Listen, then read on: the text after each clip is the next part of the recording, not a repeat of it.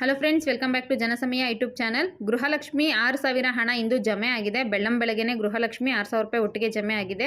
ಕೆಲವರಿಗೆ 11ನೇ ಕಂತು ಬಂದಿರಲಿಲ್ವಲ್ಲ ಅವ್ರಿಗೆ, ಜೊತೆಗೆ 12 ಮತ್ತು 13ನೇ ಕಂತಿನ ಹಣ ಒಟ್ಟಿಗೆ ಜಮೆ ಆಗಿದೆ. ಯಾವ್ಯಾವ ಜಿಲ್ಲೆಗೆ ಜಮೆ ಆಗಿದೆ ಅನ್ನೋದ್ರ ಬಗ್ಗೆ ಸಂಕ್ಷಿಪ್ತವಾದ ಮಾಹಿತಿ ಈ ವಿಡಿಯೋದಲ್ಲಿ ನಿಮಗೆ ಸಿಗುತ್ತೆ. ಹಾಗಾಗಿ ವಿಡಿಯೋನ ಕಂಪ್ಲೀಟ್ ಆಗಿ ನೋಡಿ, ಎಲ್ಲೂ ಕೂಡ ಸ್ಕಿಪ್ ಮಾಡೋಕ್ಕೆ ಹೋಗಬೇಡಿ. ಇನ್ನು ಗೃಹಲಕ್ಷ್ಮಿ ವಿಚಾರಕ್ಕೆ ಬರೋದಾದರೆ, ಜುಲೈ ಮತ್ತು ಆಗಸ್ಟ್ ತಿಂಗಳಂದು ಪೆಂಡಿಂಗ್ ಇದೆ, ಇನ್ನೂ ಕೂಡ ಕ್ರೆಡಿಟ್ ಆಗಿಲ್ಲ. ಇದ್ರ ಬಗ್ಗೆ ದಿನ ಕೂಡ ನಾವು ಹೊಸ ಅಪ್ಡೇಟ್ ಏನು ಸಿಗುತ್ತೆ, ಯಾರಾದರೂ ಹೊಸ ಇನ್ಫಾರ್ಮೇಷನ್ ಹಾಕ್ತಾರ ಅಂತ ಕಾಯ್ತಾ ಇರ್ತೀವಿ. ನೀವು ಕೂಡ ಯೂಟ್ಯೂಬ್ ನೋಡ್ತಾ ಇರ್ತೀರಾ, ನಾವು ಕೂಡ ಯೂಟ್ಯೂಬಲ್ಲಿ ಒಂದು ಸ್ವಲ್ಪ ಇನ್ಫಾರ್ಮೇಷನ್ ಇರುವಂಥ ವಿಡಿಯೋ ಹಾಕೋದಕ್ಕೆ ಟ್ರೈ ಮಾಡ್ತಾ ಇರ್ತೀವಿ. ಆದರೆ ಜಾಸ್ತಿ ಜನ ನೋಡೋದೇ ಗೃಹಲಕ್ಷ್ಮಿ ವಿಚಾರವಾಗಿ. ಅಂದರೆ ಸರ್ಕಾರದಿಂದ ಹಣ ಬರಬೇಕಲ್ವಾ, ನಮಗೆ ಬಾಕಿ ಹಣ ಬಂದರೆ ಏನಕ್ಕೂ ಒಂದಕ್ಕೆ ಸಹಾಯ ಆಗುತ್ತೆ ಅಂತ ನೀವು ನೋಡ್ತಾ ಇರ್ತೀರಾ. ಅದರಲ್ಲಿ ಒಂದಷ್ಟು ಜನ ನಿಮಗೆ ಫೇಕ್ ಇನ್ಫಾರ್ಮೇಷನ್ನ ಕೊಡ್ತಾ ಇರ್ತಾರೆ. ಗೃಹಲಕ್ಷ್ಮಿ ಹಣ ಈಗಾಗಲೇ ಜಮಾ ಆಗಿದೆ ಮತ್ತು ಈಗಾಗಲೇ ಬಂದಿದೆ ಅಂತ. ಆದರೆ ಗೃಹಲಕ್ಷ್ಮಿ ಹಣ ಬಂದಿದೆಯೋ ಇಲ್ವೋ ಅನ್ನೋದು ಕಂಪ್ಲೀಟಾಗಿ ನಾನು ಈ ವಿಡಿಯೋದಲ್ಲಿ ತಿಳಿಸ್ತೀನಿ. ಬಂದಿದ್ದರೆ ಯಾರಿಗೆ ಬಂದಿದೆ, ಯಾಕೆ ಬಂದಿಲ್ಲ ಅನ್ನೋದನ್ನ ಕೂಡ ತಿಳಿಸ್ತೀನಿ. ನೋಡ್ಕೊಳ್ಳಿ, ಎಲ್ಲೂ ಕೂಡ ವಿಡಿಯೋನ ಸ್ಕಿಪ್ ಮಾಡೋಕ್ಕೆ ಹೋಗಬೇಡಿ. ಮೊದಲನೇದಾಗಿ ಒಂದು ವಿಚಾರ ಹೇಳ್ತೀನಿ, ಕೇಳಿಸ್ಕೊಳ್ಳಿ. ಗೃಹಲಕ್ಷ್ಮಿ ಹಣ ಇನ್ನಿವರೆಗೂ ಕೂಡ ಜಮೆ ಆಗಿಲ್ಲ, ಯಾರಿಗೂ ಕೂಡ ಬಂದಿಲ್ಲ. ನಾನು ತಮ್ನೇಲಲ್ಲಿ ಆಗಲಿ ವಿಡಿಯೋ ಸ್ಟಾರ್ಟಿಂಗಲ್ಲಾಗಲಿ ಗೃಹಲಕ್ಷ್ಮಿ ಹಣ ಬಂದಿದೆ ಅಂತಲೇ ತಿಳಿಸಿದ್ದೀನಿ. ಯಾಕಪ್ಪ ಅಂದರೆ, ನಾವು ಯಾವುದೋ ಒಂದು ಯೂಸ್ಫುಲ್ ವಿಡಿಯೋ ಹಾಕಿದ್ರೆ ನೀವು ಅದಕ್ಕೆ ನೋಡೋದಿಲ್ಲ. ಬರೀ ಗೃಹಲಕ್ಷ್ಮಿ ವಿಚಾರವಾಗಿ ವಿಡಿಯೋ ಹಾಕಿದ್ರೆ ನನಗೆ 1,000 1,500 ವ್ಯೂಸ್ ಬರುತ್ತೆ. ಬೇಕಿದ್ರೆ ಹಳೆ ವಿಡಿಯೋಗಳನ್ನ ನೋಡಿ. ಗೃಹಲಕ್ಷ್ಮಿ ವಿಚಾರ ಇದ್ದರೆ ಮಾತ್ರ ವಿಡಿಯೋಸ್ ನೋಡ್ತೀರಾ, ಅದು ಬೇರೆ ಇನ್ಫಾರ್ಮೇಷನ್ ಇರೋಂಥ ವಿಡಿಯೋ ಹಾಕಿದ್ರೆ ನೋಡೋದೇ ಇಲ್ಲ. ಅದಕ್ಕೋಸ್ಕರ ತಮ್ನೇಲ್ ಆ ರೀತಿ ಹಾಕಿದ್ದೀನಿ. ಗೃಹಲಕ್ಷ್ಮಿ ಹಣ ಯಾರಿಗೂ ಕೂಡ ಕ್ರೆಡಿಟ್ ಆಗಿಲ್ಲ. 12 ಮತ್ತು 13ನೇ ಕಂತಿನ ಹಣ ಇಲ್ಲಿವರೆಗೂ ಕೂಡ ಜಮೆ ಆಗಿಲ್ಲ. ಆದರೆ ಸರ್ಕಾರದ ಮತ್ತೊಂದು ಉಪಯುಕ್ತ ಯೋಜನೆ ಬಗ್ಗೆ ನಾನಿವತ್ತು ಮಾಹಿತಿನ ತಿಳಿಸ್ಕೊಡ್ತೀನಿ. ಮಹಿಳೆಯರಿಗೆ ಇದು ತುಂಬಾನೇ ಹೆಲ್ಪ್ ಆಗುತ್ತೆ. ನಿಮ್ಮ ಮನೇಲಿ ನೀವು ಯಾರಾದರೂ ಬಾಯ್ಸ್ ನೋಡ್ತಾ ಇದ್ರೆ, ನಿಮ್ಮ ಮನೆ ಹೆಣ್ಮಕ್ಳಿಗೆ ತಿಳಿಸಿ. ಹೆಣ್ಮಕ್ಳೇ ನೋಡ್ತಿದ್ರೆ ಈ ಯೋಜನೆಯ ಲಾಭನ ಪಡ್ಕೊಳ್ಳಿ.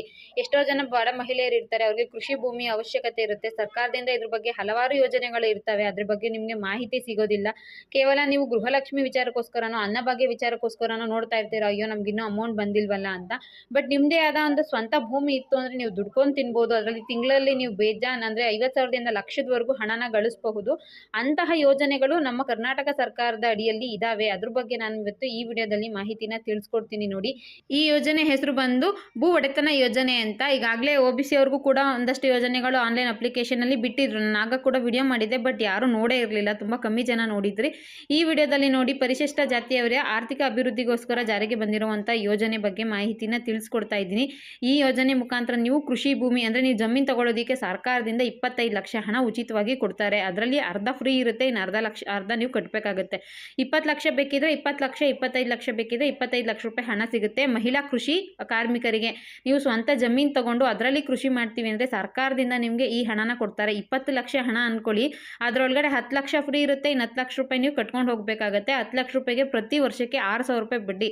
ನೀವು ಬೇರೆ ಕಡೆ ಕೆಲವರು ಕಷ್ಟ ಸುಖ ಅಥವಾ ಪ್ರಾಬ್ಲಮ್ಸ್ಗಳಿದ್ದಾಗ ಒಂದು 50,000 ರೂಪಾಯಿ ಸಾಲ ತಗೊಂಡಿದ್ರು, ಅದಕ್ಕೆ 6% ತಿಂಗ್ಳಿಗೆ ಬಡ್ಡಿ ಕಟ್ತೀರಾ ಅಥವಾ 5% ಬಡ್ಡಿ ಕಟ್ಟಬೇಕಾಗುತ್ತೆ. ಸರ್ಕಾರದಿಂದ ನಿಮಗೆ ಜಮೀನು ತಗೊಳ್ಳೋದಕ್ಕೆ ದುಡ್ಡು ಕೊಡ್ತಾರೆ. ಅದರಿಂದ ನೀವು ಪ್ರತಿ ತಿಂಗಳು ದುಡಿಬಹುದು. 50,000ದಿಂದ ಲಕ್ಷದವರೆಗೂ ಕೂಡ ದುಡ್ಕೋಬಹುದು, ನಿಮ್ಮದೇ ಸ್ವಂತವಾಗಿ ಜಮೀನು ಇತ್ತು ಅಂದರೆ. ಈ ಯೋಜನೆಗೆ ಆನ್ಲೈನ್ ಮುಖಾಂತರ ನೀವು ಅರ್ಜಿನ ಸಲ್ಲಿಸಬಹುದು. ಕರ್ನಾಟಕ ಒನ್, ಗ್ರಾಮ ಒನ್, ಬೆಂಗಳೂರು ಒನ್ಗಳಲ್ಲಿ ಹೋಗಿ ಅರ್ಜಿನ ಸಲ್ಲಿಸಿ. ಇದಕ್ಕಿಂತ ಮುಂಚೆ ನೀವೇನಾದರೂ ಆನ್ಲೈನ್ ಅಪ್ಲಿಕೇಶನ್ ಹಾಕಿದ್ದೀನಿ ಅಂದರೆ ಮತ್ತೆ ಆನ್ಲೈನ್ ಅಪ್ಲಿಕೇಶನ್ ಹಾಕುವಂಥ ಅವಶ್ಯಕತೆ ಏನೂ ಇರೋದಿಲ್ಲ. ಬಟ್ ಯಾರು ಹಾಕಿಲ್ಲ ಅಂದ್ಕೊಂಡಿದ್ದೀರಾ ಅಥವಾ ಯಾರು ಇದ್ರ ಯೋಜನೆಯ ಲಾಭ ಪಡ್ಕೋಬೇಕು ಅವರು ಆನ್ಲೈನ್ ಅಪ್ಲಿಕೇಶನ್ ನೀವು ಆನ್ಲೈನ್ ಅಪ್ಲಿಕೇಶನ್ ಹಾಕಿದ್ಮೇಲೆ ಪ್ರೋಸೆಸ್ ಹೇಗಿರುತ್ತೆ ಗೊತ್ತಾ? ಯಾರ್ಯಾರು ಅಪ್ಲಿಕೇಶನ್ ಹಾಕಿರ್ತಾರೋ ಅವ್ರದ್ದೆಲ್ಲ ಲಿಸ್ಟು ಸಂಬಂಧಪಟ್ಟ ಡಿಪಾರ್ಟ್ಮೆಂಟ್ಗೆ ಹೋಗುತ್ತೆ. ಅಂದರೆ ಈಗ OBC ಆಗಿದ್ದರೆ OBC ಡಿಪಾರ್ಟ್ಮೆಂಟ್ಗೆ, SC ಆಗಿದ್ರೆ ಸಮಾಜ ಕಲ್ಯಾಣ ಇಲಾಖೆ, ಅಂಬೇಡ್ಕರ್ ಅಭಿವೃದ್ಧಿ ನಿಗಮ ಇರುತ್ತಲ್ಲ ಅಲ್ಲಿಗೆ ಹೋಗುತ್ತೆ. ಅಲ್ಲಿಂದ ಲಿಸ್ಟ್ನ ನಿಮ್ಮ ಹತ್ತಿರದಲ್ಲಿ ಯಾರು ಗೆದ್ದಿರ್ತಾರೋ ಅಂತಹ MLA ಹತ್ರ ಹೋಗುತ್ತೆ. MLAಗಳು ಇಲ್ಲಿ ಸೆಲೆಕ್ಷನ್ ಮಾಡ್ತಾರೆ. ನಿಮಗೆ ಅವ್ರ ಪರಿಚಿತರು ಇದ್ದರೆ ಅಥವಾ ಯಾರ ಮುಖಾಂತರ ನೀವು ಹೋಗಿ ಅಲ್ಲಿ ಅಪ್ಡೇಟ್ ಮಾಡಿಸ್ಕೊಂಡ್ರೆ, ಅಂದರೆ ನೀವು ಅಪ್ರೂವ್ ಮಾಡಿಸ್ಕೊಂಡ್ರೆ ನಿಮಗೆ ಲೋನು ಸ್ಯಾಂಕ್ಷನ್ ಆಗುತ್ತೆ. 20 ಲಕ್ಷ ಕನಿಷ್ಠವಾಗಿ ನಿಮ್ಗೆ 20, ಗರಿಷ್ಠ 25 ಲಕ್ಷ ರೂಪಾಯಿವರೆಗೂ ಹಣ ಕೊಡ್ತಾರೆ. ಇದೊಂದು ಒಳ್ಳೆಯ ಯೋಜನೆ. ಹತ್ತಿರದಲ್ಲಿ ಯಾರಾದರೂ ಇತ್ತು ಅಂದರೆ ಇದ್ರ ಬಗ್ಗೆ ಮಾಹಿತಿ ಕಲೆಕ್ಟ್ ಮಾಡಿಕೊಂಡು ಆನ್ಲೈನ್ ಅರ್ಜಿ ಸಲ್ಲಿಸಿ ಅಂತ ಹೇಳ್ತಾ ವಿಡಿಯೋನ ಕ್ಲೋಸ್ ಮಾಡ್ತಾ ಇದ್ದೀನಿ. Thank you friends.